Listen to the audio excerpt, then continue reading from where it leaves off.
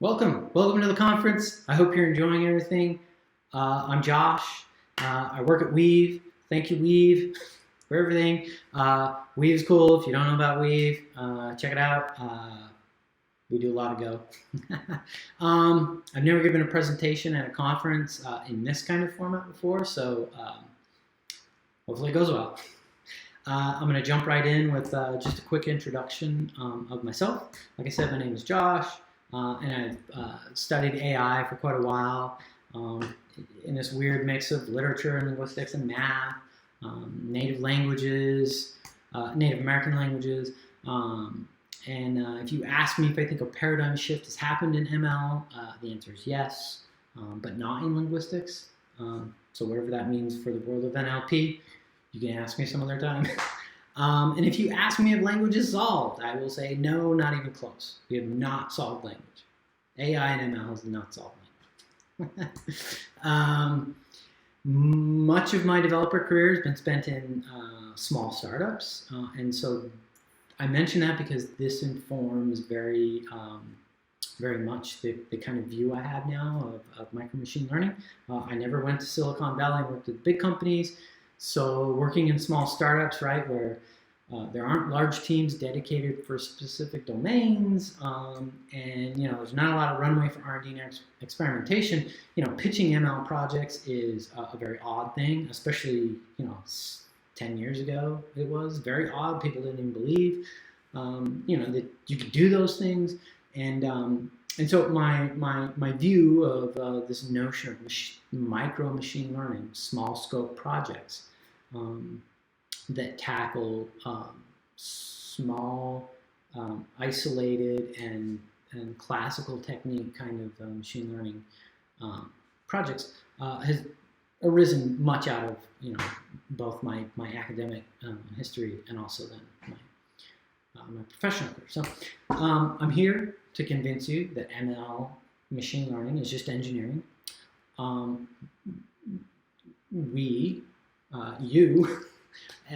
As software developers or engineers that work for businesses, we're not here to solve human intelligence. We're not here to do research. We're not paid for that. We're building software automation, right? And giving up the research mindset, the shiny new, latest new model that was released by TensorFlow, giving up that mindset will lead to success and productivity. A quick ML refresher. ML fits in this very, very large world of artificial intelligence. Artificial intelligence has a lot of logic-based techniques that were developed very early on from the 40s and 50s. And nowadays, the statistics and probabilistic techniques are having their heyday. The pendulum will probably swing back and forth between the logic-based and statistic-based techniques. But essentially, from a statistical point of view, we can say that a program is said to learn, right, from experience E with respect to some class of tasks T with a performance measure. And if that performance at task T improves, then we say good, right? And by experience, we mean data, right? Data and execution.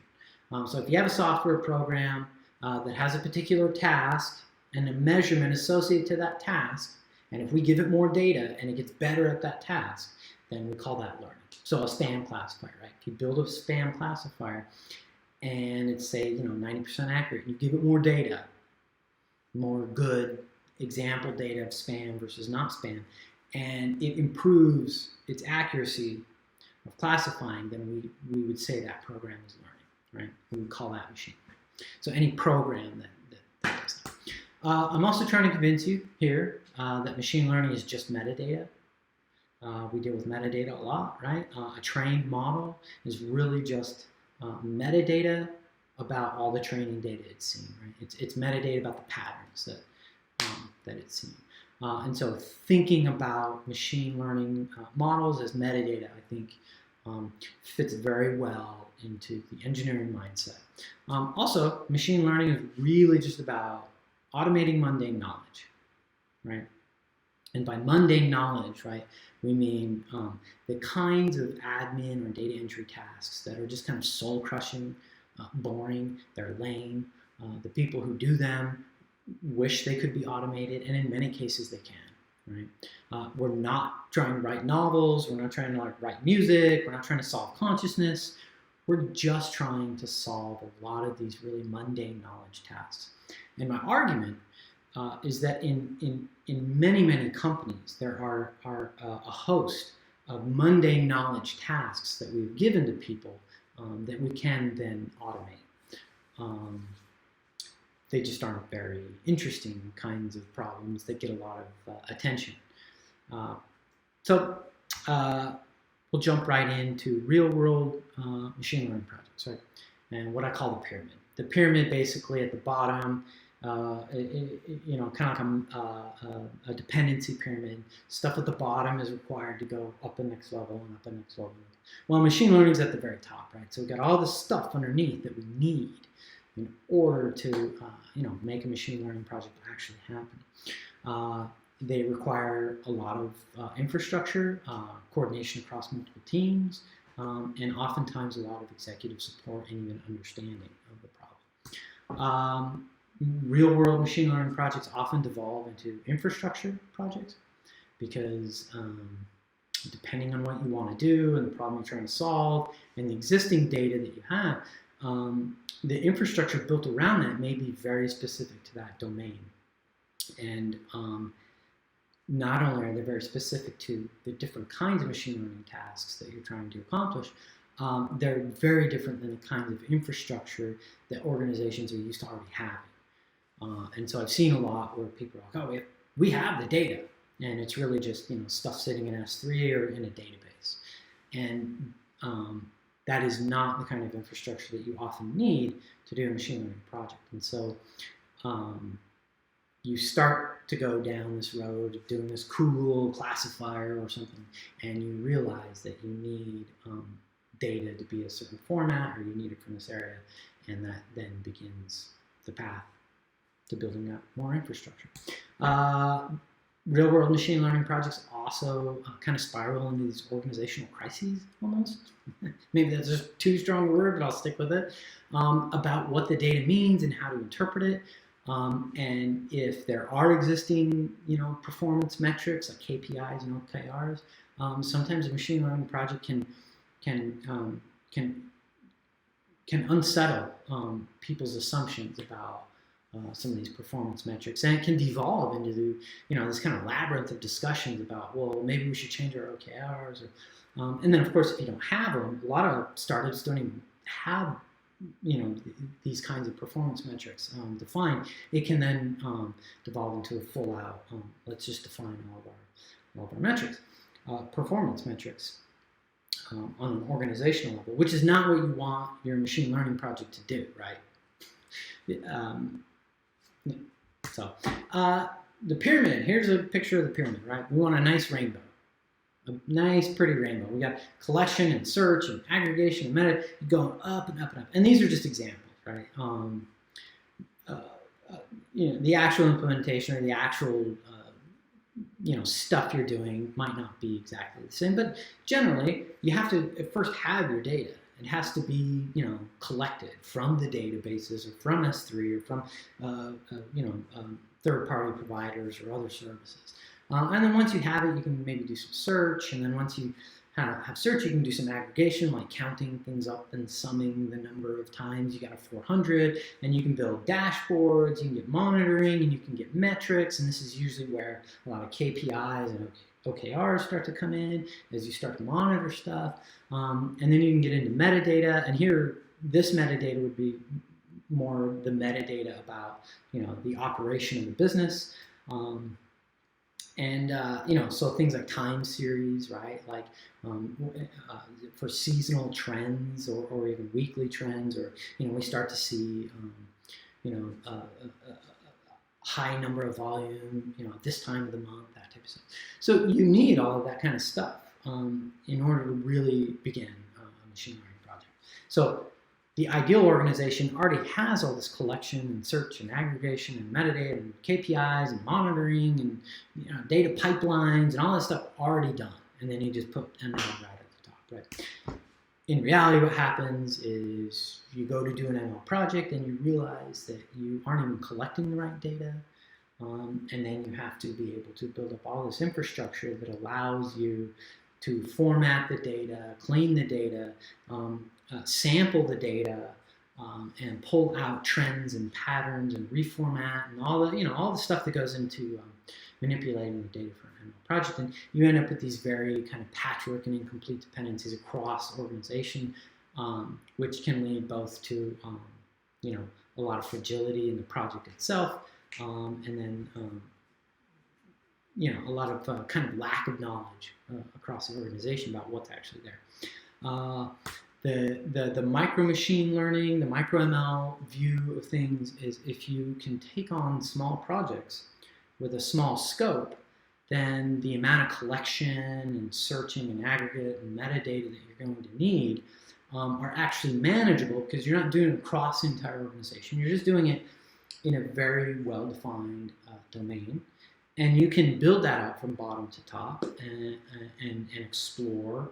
And the number of unknowables is not too high.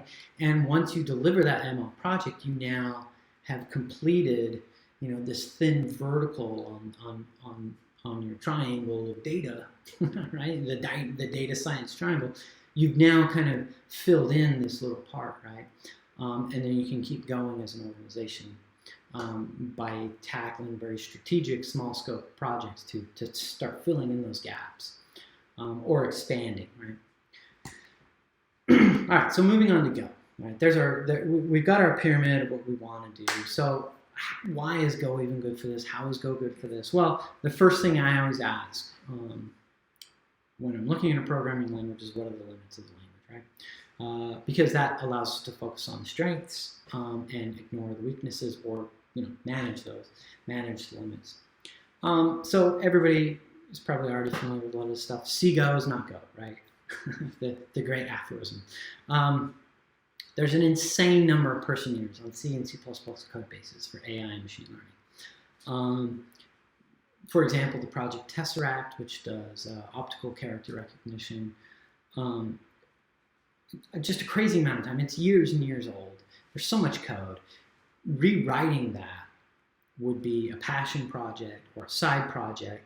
It's not the kind of thing you're going to propose in a planning meeting for a real world project just to get like your OCR.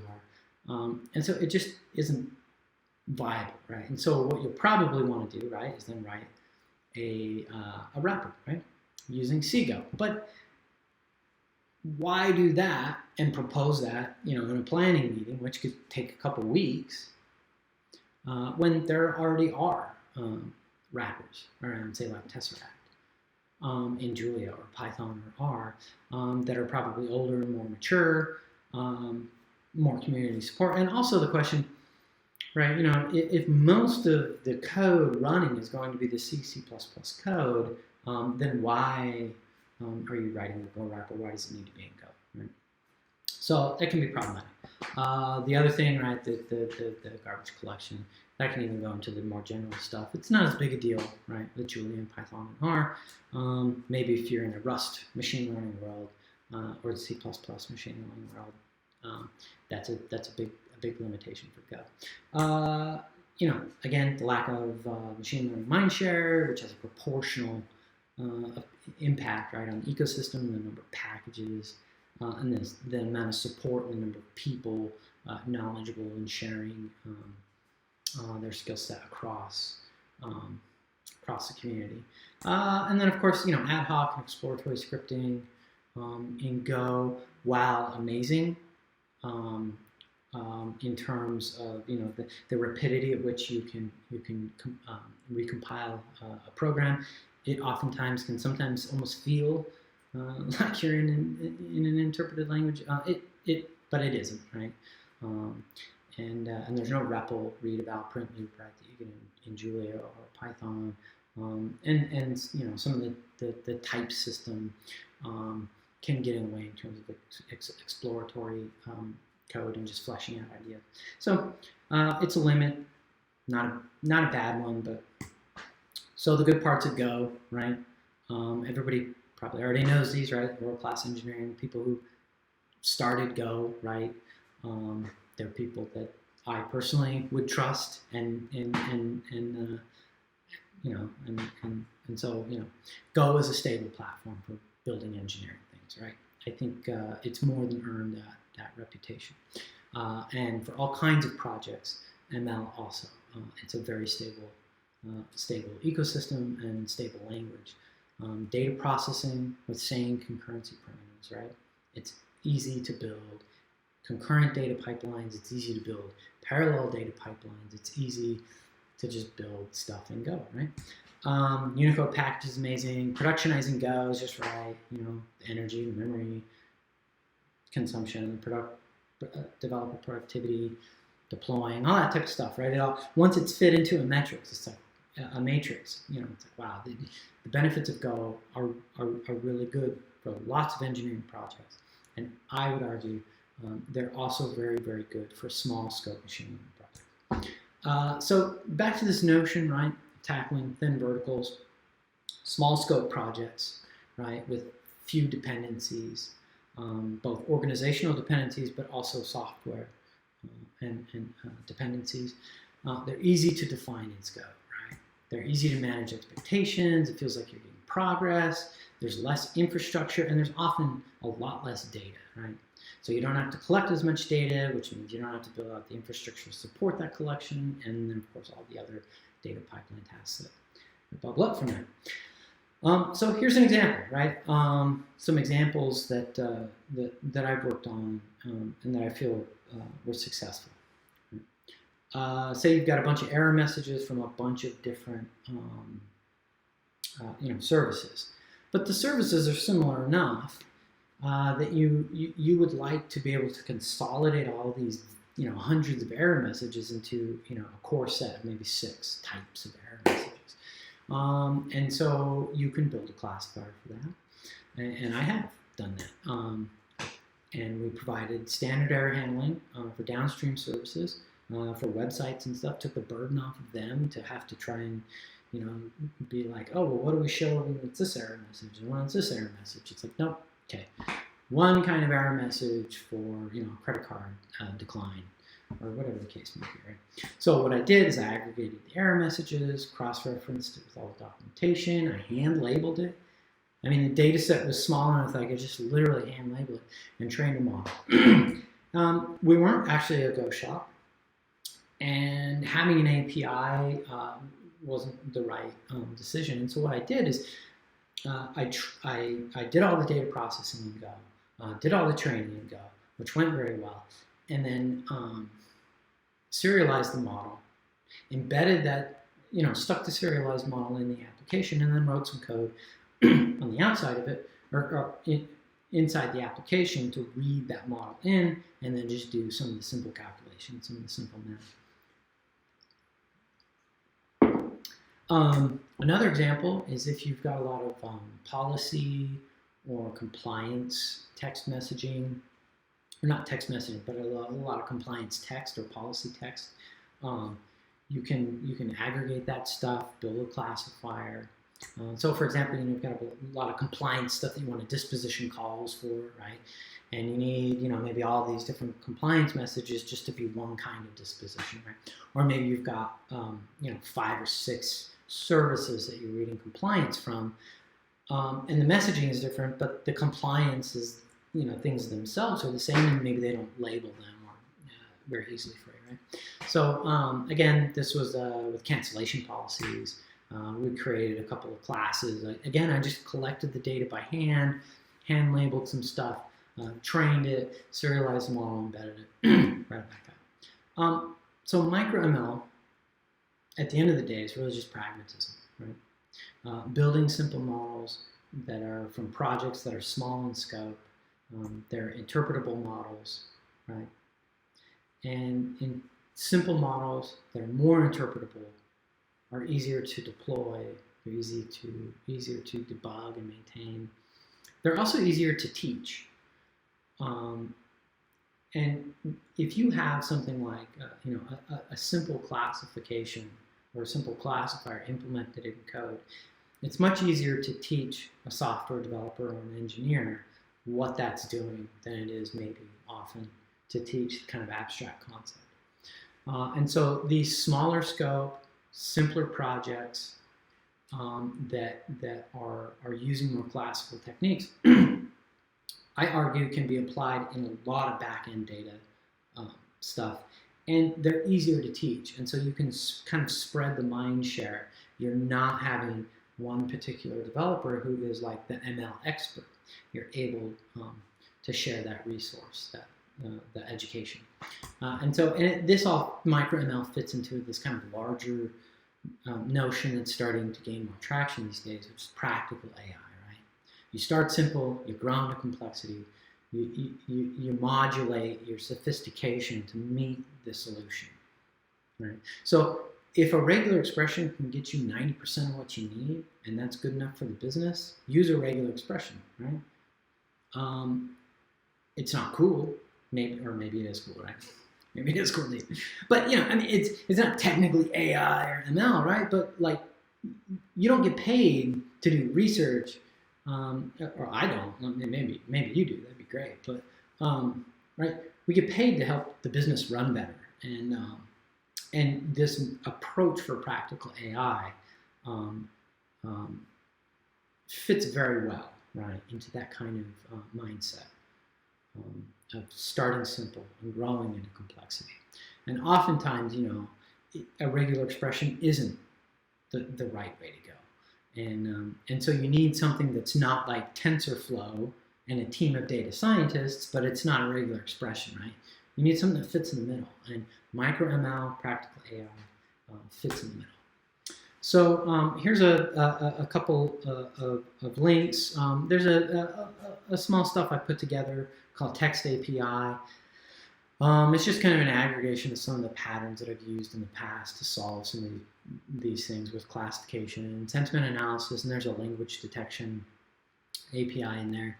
But each section is using essentially the same kind of pattern.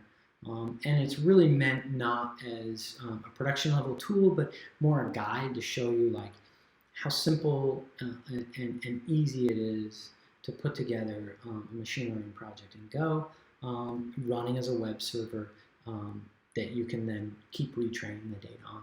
And I used GoML, which is a fantastic package for that. This took me a couple weeks to put together, and so hopefully it's a useful guide. So some of the packages, GoNum by far is it. It's got linear algebra and all this other stuff. I've used GoNum to build a much bigger project, one that couldn't use neural networks from like TensorFlow because we didn't have the training data, but needed maybe more advanced stuff, and so I was able to kind of like DIY, do it yourself, build the kind of heuristics that we needed in order to get some of these thresholds. It kind of felt like a deconstructed neural network in a weird way. Anyways, GoNum has everything you're going to need for doing practical AI, for doing micro machine learning. Now, it is very do-it-yourself, and you got to put it together, and you need to understand it, but it also can be a learning experience too, going through the GoNum packaging and playing with it and the documentation. And of course, there's a Slack channel, GoDS, and some of the GoNum contributors, original contributors, are there and are always fielding questions. GoLearn, GoML, those are other projects. Gorgonia is a really cool neural network project that's been around for a long time. Gota for data frames, there are other packages for data frames. Apache Arrow, this is kind of this platform independent in-memory data for needing to pass large amounts of data There are really good Go bindings for that. There are also rewrites of manageable implementations and algorithms for support vector machines, SVM, for Word2Vec. There are XGBoost bindings. There are lots of string distance algorithms that are either C-Go wrappers or just themselves ports. So there's a lot of code, in C and C++ that is manageable enough and small enough that you can actually just rewrite it and go, and it's fine and just as performant. So my last words here, right, are that when it comes to machine learning, it comes to this notion of micro ML and looking at small scope projects for quick deliverables, for things that don't need TensorFlow is too much, but a regular expression is maybe not enough. You're not doing research, right? We're not trying to solve consciousness. We're not trying to solve language, all right? We're just trying to make our business better. Most publicized ML projects are the really fancy, cool stuff, and that tends to skew people's perception of what ML should be used for and what it's good for. And my argument is that there are tons and tons of mundane knowledge tasks that you can carve out. And you don't need Python, you don't need TensorFlow. You can do it in Go. And you just simply need to look around your organization and be like, what are the tasks that people hate doing? And what are the tasks that don't actually require a lot of attention and really not a whole lot of knowledge, right? And those usually are around the same kinds of projects, right? And so, if you think about them as engineering projects, they become more like creating a web server, and getting rid or putting aside this research mindset and looking at this notion of applied ML, micro machine learning, practical AI. That is really the way to success. Thank you to all of you, and thank you to Weave, and have a great conference. See ya.